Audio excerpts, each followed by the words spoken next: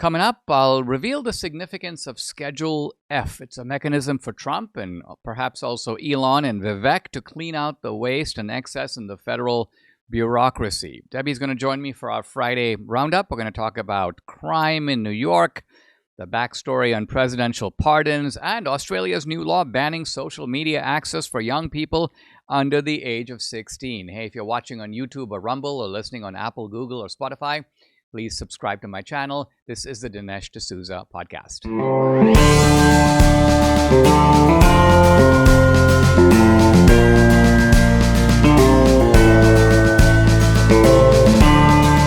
America needs this voice. The times are crazy. In a time of confusion, division, and lies, we need a brave voice of reason, understanding, and truth. This is the Dinesh D'Souza podcast. One of the central pledges of the incoming Trump administration is the pledge to clean it up, to drain the swamp, to dismantle the deep state, to change the way things are done in Washington. Now, Trump is not the first person to pledge to bring about this kind of change. Reagan had a similar quest when he came to power in 1980. To some degree, George W. Bush did as well. And yet previous attempts to really alter the structure of government, send the bureaucrats scampering, shut down agencies or even departments, have not proven very successful. In fact, I would say have not proven that successful at all. You can dismantle some regulations, you can issue executive orders, but how do you really clean up the place?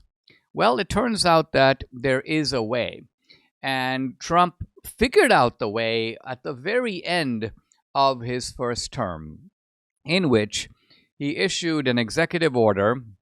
This was Executive Order 13957 on, quote, creating Schedule F.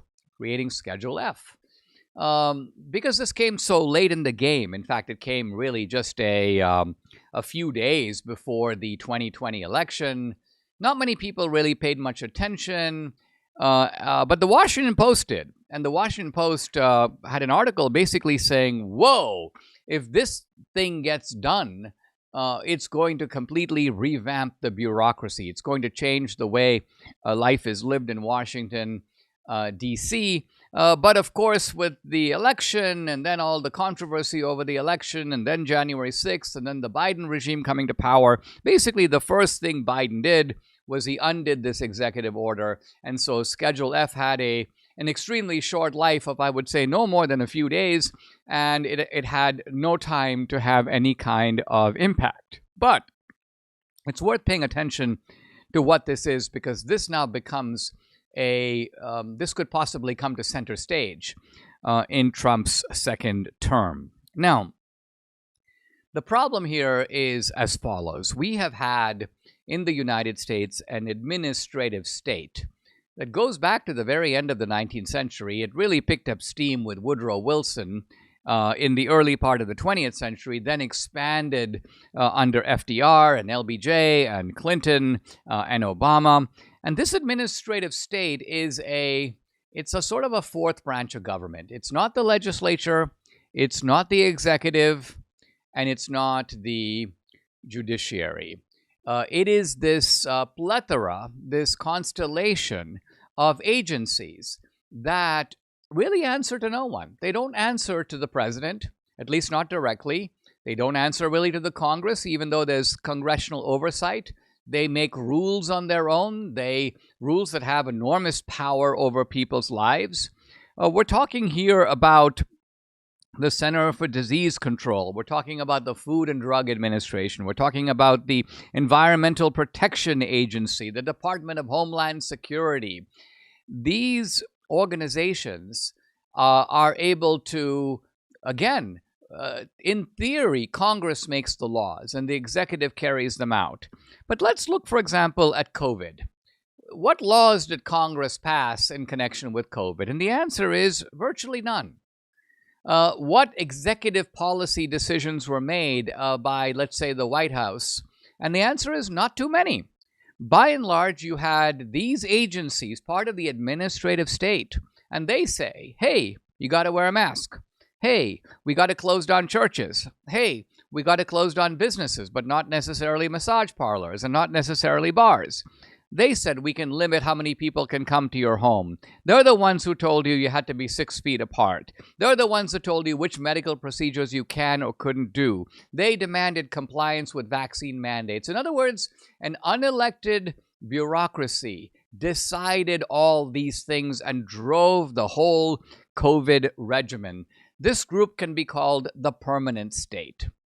I say this because when we think of government appointees, they fall into two categories: the political appointees and the civil service, or the bureaucracy that doesn't necessarily change when a new administration comes to power. Think of it this way. If you think of a building, the top floor or the executive floor has the political appointees, the head of the EPA, the head of the Food and Drug Administration, and that's a political appointee. But the moment that guy comes in, he's surrounded by career people who tell him, oh, well, we've got our own ways of doing things. We've got this approval process. This is how we decide things. We've been here a long time. You're a newcomer. You don't really know what's going on. You need to listen to us and not the other way around. So you have the peculiar situation where the boss, the political appointee, is supposedly, who is supposedly in charge of these agencies, is now being directed by the career bureaucracy, which supposedly brings far more experience and expertise to the topic.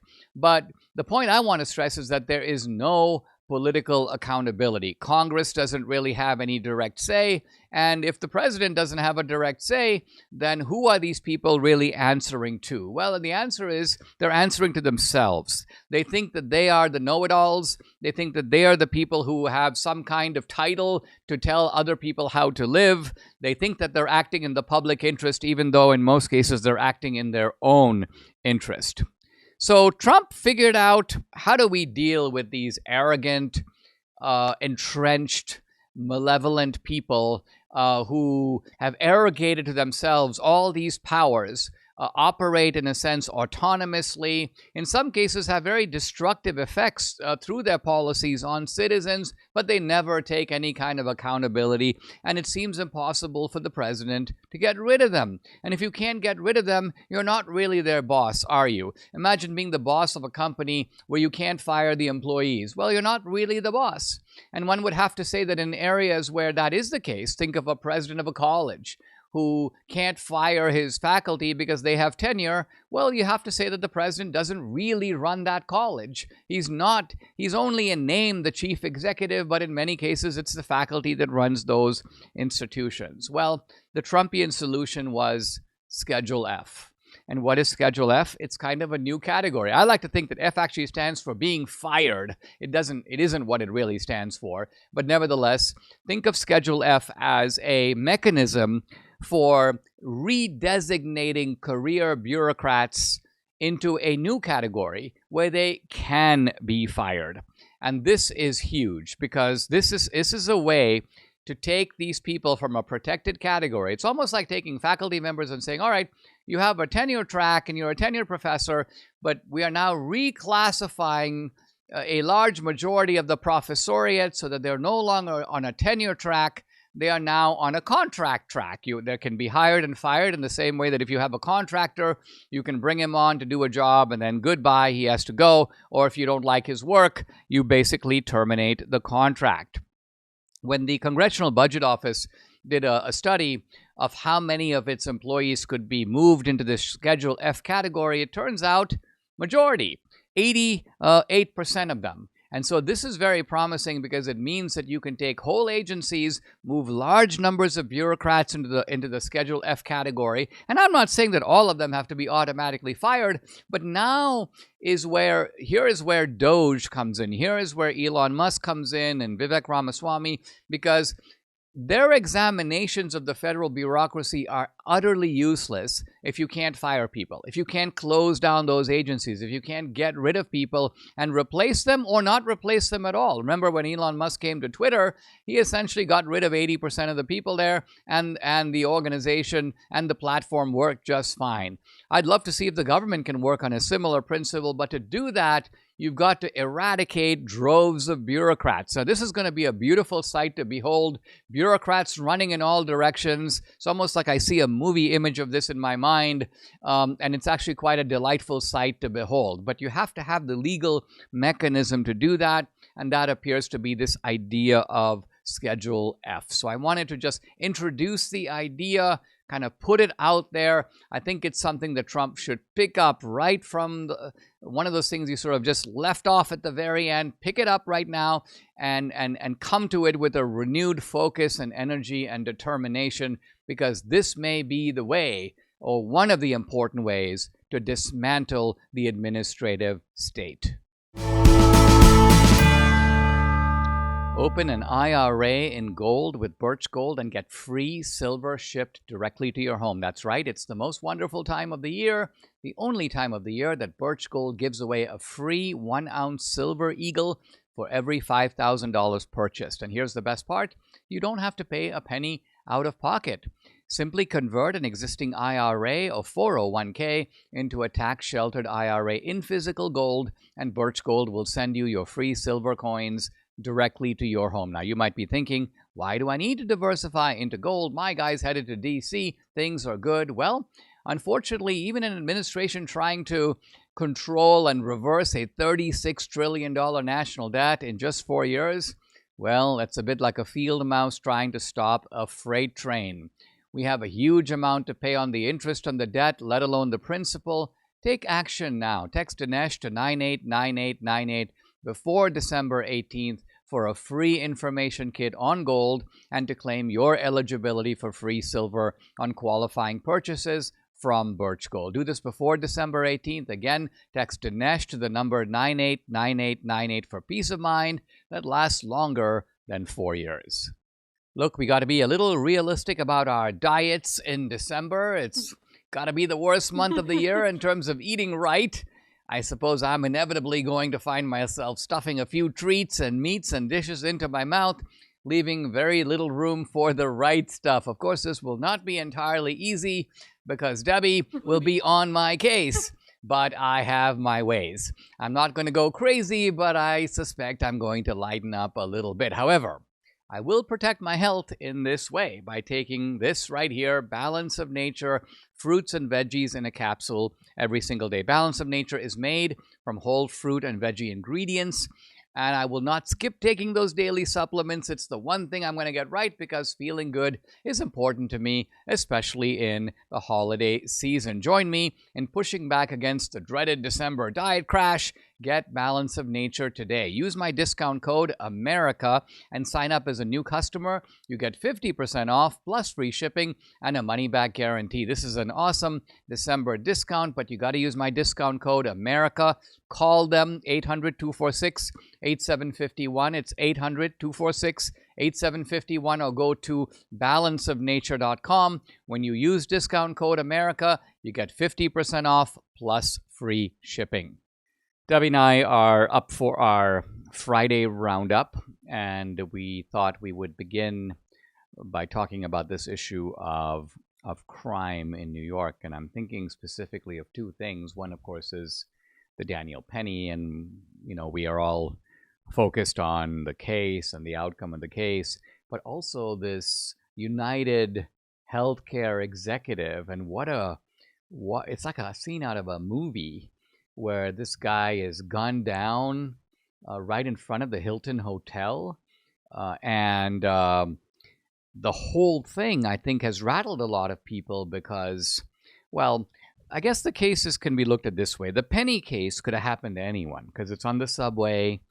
I think New Yorkers are pretty familiar with unruly people on the subway, just assaulting people or taking liberties, pushing people around, threatening them. So that is in some ways a kind of everyman scene. The United Healthcare CEO that was clearly some kind of a hit, a targeted hit. And what do you make? Like, what's the lesson you would draw? Let's start with Penny. From the Penny case. Is the lesson basically don't be a good Samaritan? That's right. The lesson is don't be a good Samaritan in a blue city. In a blue city, exactly. Period. Because you're taking, in a way, you're taking your own life into your hands. You are, and you know that those DAs and prosecutors in those blue cities are going to be pro-criminal. And so you already, that's the starting point. So if you do something to try to save someone's life, or even if you're trying to save your own life, really. I mean, it's kind of scary if someone approaches me and I, in self-defense, take out my firearm. Well, first of all, it's probably really hard to have a firearm in a blue city, but you can, like in Houston, for example, blue city, and it's Texas, right? So I have my CHL. I can take my gun to Houston. If I defend myself, if I shoot the perpetrator, right, kill him or her, well, in a blue city, I might just go to jail for defending my life. I mean, for starters, you're almost certain to be prosecuted. Yes. And you also know that they will try to get a very blue jury. Yeah. And they will portray you as a monster. Case in point, this guy in Austin, the one that got pardoned by Governor Abbott, right? Right. That was, a very similar situation. Austin is a very blue city. And what happened? He had a very biased jury. And so, now, was this the case where you had the sort of the Antifa guy waving his weapon? That's right. And so this guy had every reason to feel threatened, but nevertheless, he's tried, he's convicted, and then of course, as you mentioned, the governor pardons him. So it's an example of perhaps you just maybe stay away from blue cities. I don't know. I'm just saying, because I don't know how to get away from that. Now, it's one thing to be a vigilante. I mean, not a vigilante, someone, a hero, try to be a good Samaritan.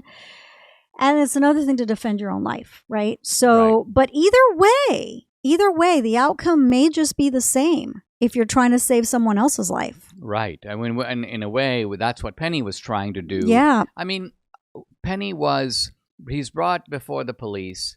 And immediately, and we're so familiar with this, they want to be his buddy. Oh yeah. Don't you have a military background? But remember, I told you that the police wasn't the problem. Yeah, it was the DA.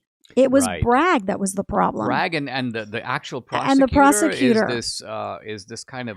I don't think that the police thought that there was a there. I think they actually thought, you know what, this legitimately is what happened. This guy was defending.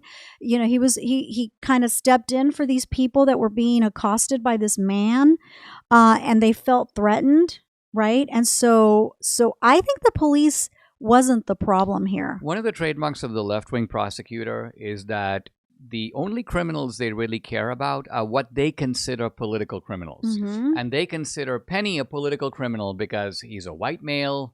He's a white male who uses force against a black guy right there. In the military, ex-military. Ex-military guy, probably voted for Trump. Probably this is conservative. How they look at it. So he's a bad guy. By contrast, the same woman is on social media talking about how she got a lesser prosecution for this murderer at an ATM, and so this is seen through a blue prism, and it just I don't get it. Yeah, I just don't get it. Yeah, and then of course we've talked before about the puzzle of people in blue cities who keep voting for these people. They vote for these DAs. Do they want to live under these kinds of conditions? Apparently they do. I mean, how else can you look at it, They must, right? Yeah. They must. Now, they might not see the connection, I suppose, is what some people say. But the point is, when you see an escalation of crime, you get these Soros-funded DAs who are the ones who are quite clearly sympathetic to the criminals, and then go after people like Penny. Yeah. And now, the dad of the victim is going after Penny in a civil suit, right? Oh, yeah. So again, if he's going to do it's a blue city, blue jury, they probably will give him, it's like the criminal wins in New York City. I mean, really. So talking about New York City, this guy, this CEO of United Healthcare, right, that gets. What do you think's going on there? What? Yeah. Because we try to, based on the limited information we have, draw some inferences about what might be going on here. Do you think it's a disgruntled, I didn't get my health care, I didn't get my coverage? Well, I say this because you know that the guy apparently left his signature where I don't know if it was on the bullet or it casing, was I think. On the casings, I think. essentially saying you've denied me care, you deserve to be held accountable. He was using phrases taken off the title of a book that's making that point. Other interesting note is how he shot him. Yeah. He didn't just execute him, right? He just didn't go. He could have just gone up behind him and just shot him in the head, right? Right. I mean, he could have because he was from behind. Right. But instead, he decides, I'm going to go for the leg. And, first shot was on the leg? Yeah. And as someone that shoots, I think shooting someone in the leg, especially when they're moving, is extremely difficult to do. Yeah. It's really hard to do. That's why, people are always saying, well, why didn't he shoot him in the leg? When it comes to like a Biden cop. said that after right. George Floyd. So you don't go for the leg because you want to go for the maximum impact, which is the body, the chest, the widest target. Yeah. So this guy went for the leg, and then I think he went for the back, and I'm not sure. I think he shot him 3 times. I'm not completely sure, but I know that the first one was the leg, and you could see him in the video. He's kind of like limping because he got shot in the leg. So this guy was trying to send him a message. You mean it's almost like he was trying to say, I want you to see me. I want you to recognize what's happening to you. Yes. And perhaps I want you to understand. I want you to suffer. I want you to suffer. And maybe I also want you to realize why this is happening, or you're getting your own comeuppance, something like that, right? He's sending a message even in that moment. Yeah.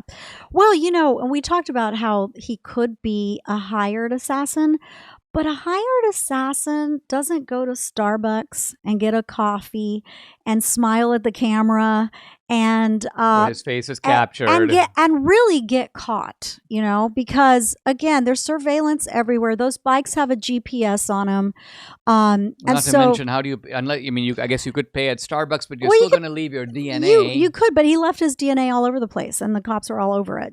So this is someone that either is a very dumb criminal or wanted to get caught.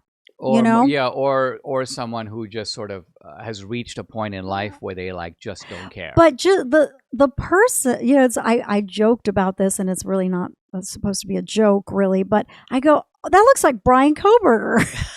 Oh, you're the guy in Idaho. The guy in Idaho, and I'm like, he's in jail. It's not him. Yeah, but it is a young guy. It's a young guy, white guy. Yeah. So anyway, he doesn't appear to be like the father of the victim of maybe got something, maybe a child got denied coverage and then passed away, or their parent or something. It just doesn't. Looking at the guy's face, I agree. This almost looks like some kind of maybe even a political activist, like an Antifa type. Somebody who is someone who thinks that these healthcare companies are evil, their CEOs are evil. I don't know if you saw, but Taylor Lorenz, the left-wing writer for the Washington Post, she basically was almost giving a positive spin on all this and posted. She goes, oh, well, here's the name of another CEO of another healthcare company, as if to say, this could be your next target. Now, she could, I'm sure she'll say, well, that's not what I meant, but it's really hard. These types do that, They do that kind of thing. Yeah. And they could be just being provocative for the sake of doing it. Well, who made these healthcare companies mega, mega, mega rich? You remember? I do. It's one Barack Obama, right? Yes. Because what people don't really know, because Obama was very cunning. He used rhetoric against the healthcare companies, but then he sat down with them behind closed doors and he said, listen, I'm going to force millions of Americans to buy your products, and so you'll have guaranteed profits, and you need to funnel some of those profits into my campaign. So this is the crookedness of Obama. it's actually Obama just has ruined this country and world in so many ways, in right? so many ways. But I mean, I think the good news, at least, if anything, is that this is an opportunity to do the unspooling, the undoing of Obama's legacy in one area after the other. Yeah. And I got to say, Trump is going at this with a vengeance. I love and it. That's good news for us so far.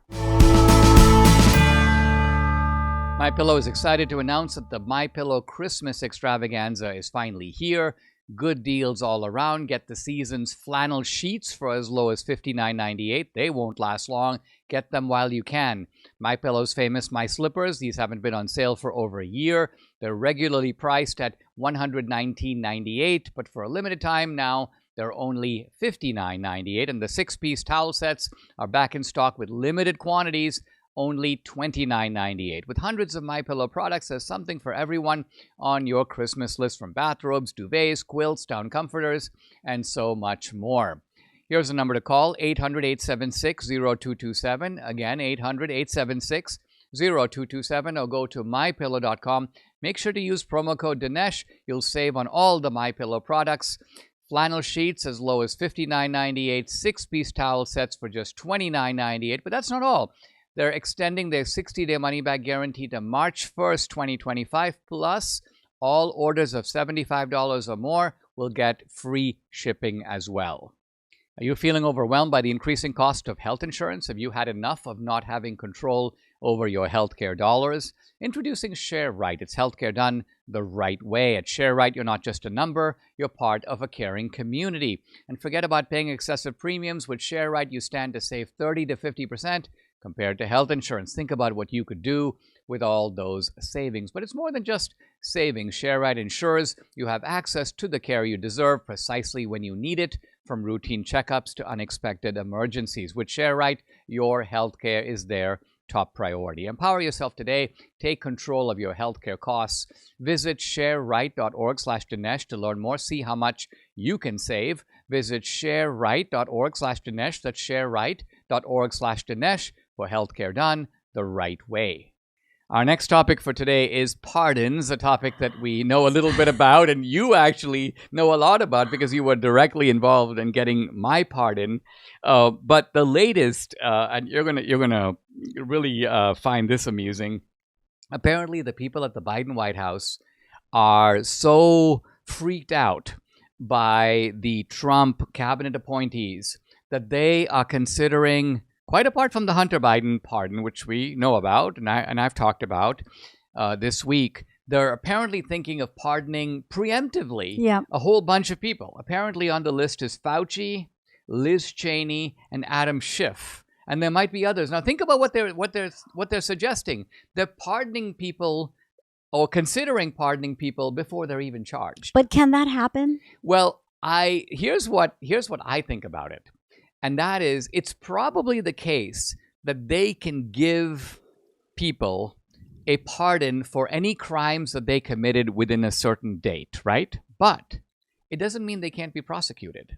And think of why. Because a pardon is not a way of saying you can't be prosecuted. A pardon is a way of saying that once you have been found guilty, the effect of your guilt or your sentence is removed and your record is cleared.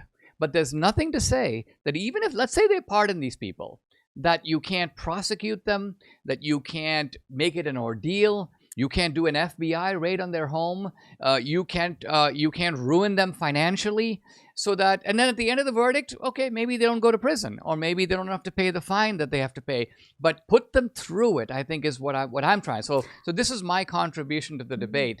Whether or not Biden does this, I think should be no deterrent for the Trump administration. But I also think it is... Yeah, but if any of these people get tried in a D.C. court, they're going free. That's why they have to be tried in Virginia. There's no necessity to go to courts in D.C. Okay. You can pick a venue where, and not to mention the fact that these cases can be brought in other parts of the country where their impact is felt.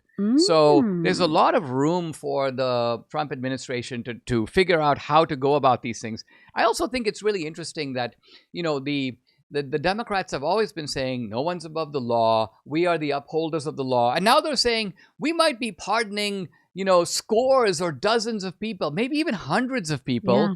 And what that tells you is that they're a bunch of criminals. Yeah. No, well, exactly. Because if they've got nothing to It tells fear, you they're a bunch of criminals. It also tells you they're the ones that do it, but they don't want it done to them. that is true. Here's Bill Clinton, and I love this. He was recently at kind of a New York Times book summit. I'm quoting him. I do think we should stop trying to criminalize politics. Of course. Right? So what he's basically saying is now that we've been criminalizing politics for 4 years, now that we're out of power, we kind of want you to stop, right? Yeah. And I think the lesson for us is we cannot stop, because We the shouldn't. way to really stop them is to give them a taste of their own medicine. Yep. By the way, on the pardons, I tweeted this out, and you got a chuckle out of this. I go, the Democratic Party has been kind of a criminal cartel since its founding. It promoted slavery, racial terrorism, now police state tyranny. Maybe Biden should pardon the entire Democratic Party, even the dead guys, even himself. This would at least publicly affirm that they are all a bunch of criminals. Love it. Right? Love it. Yeah.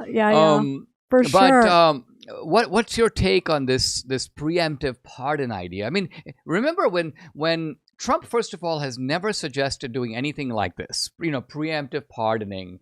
Trump certainly didn't pardon any members of his own family. That's because he had no idea how criminal these people are. He Right. had no idea how they were going to come after him like this. Right. No idea. I mean, think about it. He didn't know.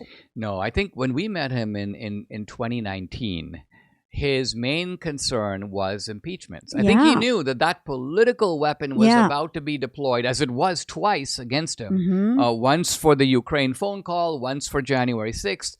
But I don't think even Trump at that point, going into the last year of his first term, knew or would have predicted this avalanche of criminal charges. No. All timed, by the way, just to blow up his chances to be elected in Exactly. 2024. Yeah. So this is how these people operate, and Yeah. and in a sense, I think they're now basically disclosing that crimes were quite likely committed, crimes against families that were forced to do things, and under COVID. Lies, probably by figures high up in the intelligence bureaucracy. They could be prosecuted for those. There's just a basket of offenses here. A basket. Well, I and- mean, his brother, he could probably also do that to his brother. But, I told you this yesterday. I said, I think this whole Hunter thing, it wasn't a surprise to Hunter, and it wasn't a surprise to Biden, Mr. Biden, Mr. Big Guy. Joe Biden, the big guy. Yeah, the big guy. Because I think that he took the fall for his dad. And I think that was kind of the deal. You take the fall, and I'm going to get you out of it. From the very beginning. So this was, you remember when they were first going after him? Well, they wanted to find out about the whole family racket, Of course. right? Right. But then they're like, this might be a way to kind of get the focus. Because if you notice, the focus went completely away from the whole family. They only focused on Hunter. And they only focused on this trivial gun charge, Yeah. where he lies about whether he's a felon or not and is allowed to own a gun. Yeah, and that. So they take the whole crime operation, they reduce it to a technicality. Mhm. And you're right. Hunter's then found guilty. But what you're saying is that the whole narrative where Joe Biden, sincerely affirmed that he's not going to pardon his son. You're saying all of that was just flim-flam. It was. Yeah. Yeah. That the way to make sense of this is to recognize that Joe Biden basically goes, "Okay, Hunter." We've all done this bad stuff, and you've been funneling money to us, some suitcases of cash and money from Moscow, money from Ukraine, money from here, money from there. Let's all keep the money, but we will open up this one case against you, but don't worry. Yeah. Because before I get out of there, I'll clean the slate. That's right. That's right. That's what happened. And I know that you have been saying In fact, I was kind of joking that you should go on Polymarket and put a bet because you were totally right on. Do you remember? You could have made a few coins. Do you remember? What's his name? From Johnny Carson. Remember when he would put on the big hat. The big hat, and he'd go, "Oh, let me see the future." And he'd put his hand like that. That's me. Yeah, basically. Right. Yeah, I got the election wrong, though. Yeah, you did get the election wrong, and you were extremely annoyed because you hate to be wrong. Not to mention you hate to lose money, although you didn't really lose money. But I wasn't. This is the one time when I wanted to be wrong. You did want to be wrong. I wanted in to sense, be wrong. You did say that you were hoping that you were wrong, so you didn't mind being wrong in this particular case. Yeah. Debbie and I really enjoyed our trip last year to Australia. Last summer, it was our first exposure to Down Under. And really, we didn't know what to expect, but we both really liked it. And there's a chance we might be going back in 2025. So we're thinking about that. Of course, we'll have to go through the visa process. It's not like Europe, where you can just go and show your passport. You need a visa. Australia, you need a visa.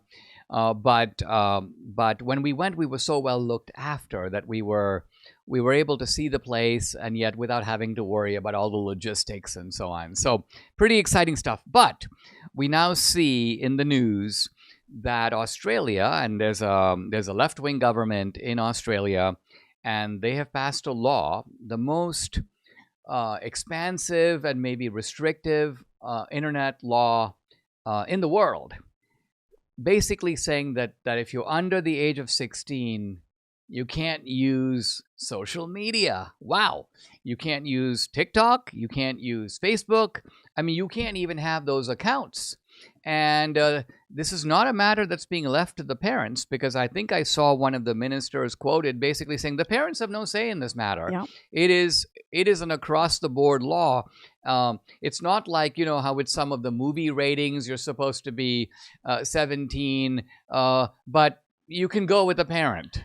Not in this case. Yeah. In this case, the law is firm. And I don't quite know how to react to it. First of all, I'm a little surprised that they did it. Mm-hmm. It doesn't go into effect immediately, by the way. I January. think it goes, is it the beginning of the year? Yep. Okay.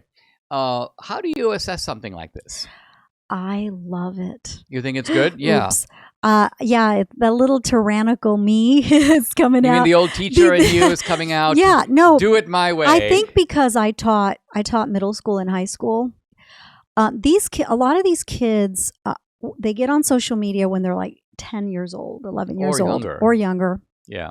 And it's a new form of bullying. It's bad enough if you get bullied at school, right? Yeah. But then you get on the internet and you're bullied there. There's a lot of body dysmorphia with these kids because the girls want to look like this girl or that girl or whatever. And there's a lot of depression in kids. I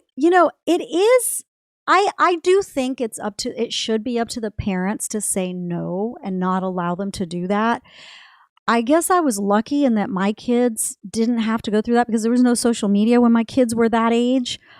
It started kind of, I think, beginning then, but it wasn't as advanced as it is now. But parents just don't do it. They just don't say no. I think it's because, particularly with our warped cultural institutions, and a lot of times, the broken families, single parents, the parents get really busy and they want to distract the children and they don't want to have to deal with them themselves. And so they're like, okay, you basically play with this, Yeah. and it occupies the kids. I think also the kids have learned that there is more kind of going on online than there is going on in the ordinary mundane world.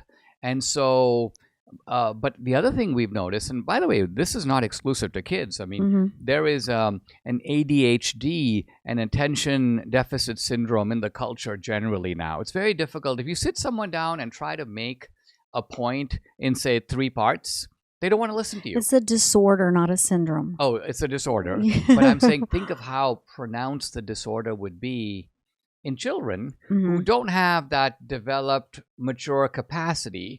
We see the problem with adults, it's probably going to be magnified in the younger generation. Absolutely, absolutely. And again, I wonder how our buddy thinks about this, Clive.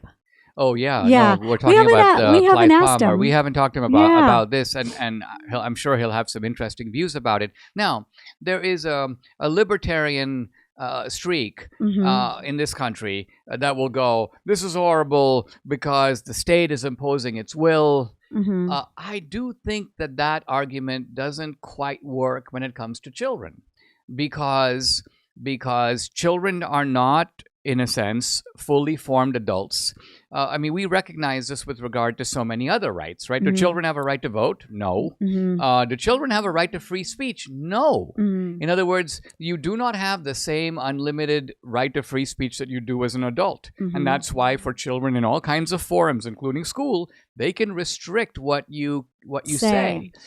So it is not true that the full range of constitutional rights is available to people under the age of 18. So for all these reasons, I mean, I think you're right that in a healthy culture, this would all be done by not just the parents, but by the non-state sectors of society. So, for example, there would be social pressure, not for kids to do this. There would be other institutions that would be providing other forms of recreation and entertainment, intellectual stimulation, so kids wouldn't feel the need to spend all day on social media. But it seems like the people who voted for this are going to say, but that is not happening. Yeah, well, that's just it. I mean, the parents should do it, but they don't do it. Now, I don't really know why they felt the need to do this. I mean, it's a little bit of a shockingly draconian law. It is pretty draconian for sure. And in a way, they were trying to do it here too. Remember with TikTok? TikTok. Yeah. So that is your future electorate. Just so you know, right? These kids are going to grow up to vote, and they're going to remember who took it away. Well, the other thing to remember is that the United States, is the only country in the Western world that has a First Amendment.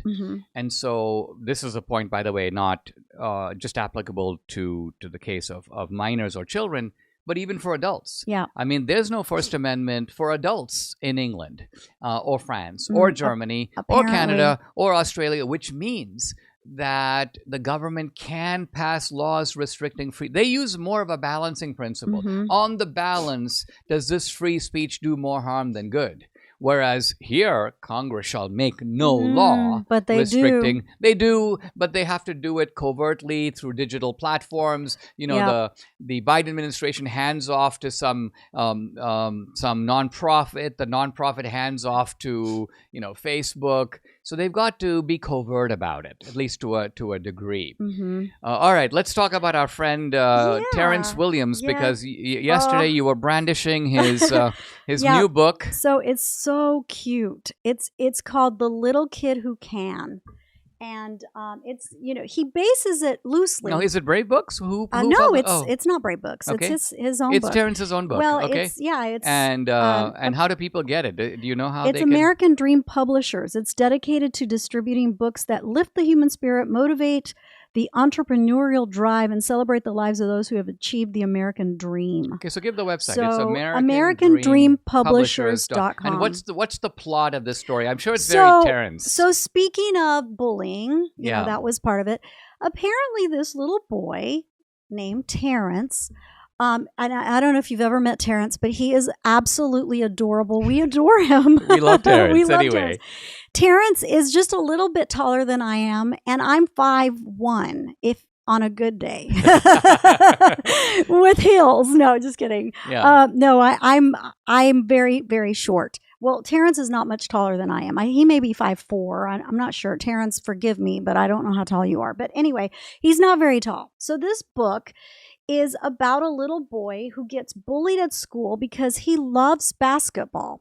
and he wants to play with those tall boys, and they don't let him play. They tell him to go away because he's too short, or too small, and all of this. And so he goes home and he cries to his parents, and he tells them, they don't let me play, and all of that. And so he has a mentor at school that says, you can do anything, Terrence. You can do anything you want. Don't ever let anyone tell you can't do anything. Oh, this is so cool, because this is actually Terrence's own life story and his own philosophy, not the basketball specifically, but the idea of overcoming obstacles, and also the idea of overcoming being short. Absolutely. So he has a mentor. Or perhaps we should say vertically challenged. Vertically challenged. Yeah, he has a mentor that tells him, why are you, you can go, nobody knows you want to play if you hide and sit in here all day. And then Terrence goes, I'm too short and too small. They won't let me play ball, and so they walk outside. I mean, just glancing at the book, I got to say, I think the illustrations are very vivid. Cute. And they're very well done. This is a handsomely produced book. It's beautiful. So anyway, I don't want to give too much away, but Who do you think, what is the age that this book is aimed at? I would say probably 5 to 8 years old, because you have to be in school to kind of get it. Maybe kindergarten to like third grade, somewhere in that range. Around there. So yeah, guys, if you know someone who's in that phase of life, this is a great way to share a book that reflects really not only conservative values, the spirit of upward mobility, but that optimistic spirit that is characteristic of certainly Reagan, Trump, and of course our buddy Terrence Williams. Yes. So and you can go to that website, but also look up Terrence Williams. Visit TerrenceKWilliams.com. And you can get the book that way. That's how I got the book. Well, and Terrence has all kinds of other entrepreneurial ventures. He's got his pancakes. He's got his syrup. This guy is just a little dynamo, right? And by the way, Terrence doesn't even know we're doing this. Right. We got the book and we decided, hey, it'll be fun to close out on a Friday by talking about Terrence and the promoting little kid who can. The little kid. And boy, could he ever. And has he ever. And has he ever. Subscribe to the Dinesh D'Souza podcast on Apple, Google, and Spotify, or watch on Rumble, YouTube, and SalemNow.com.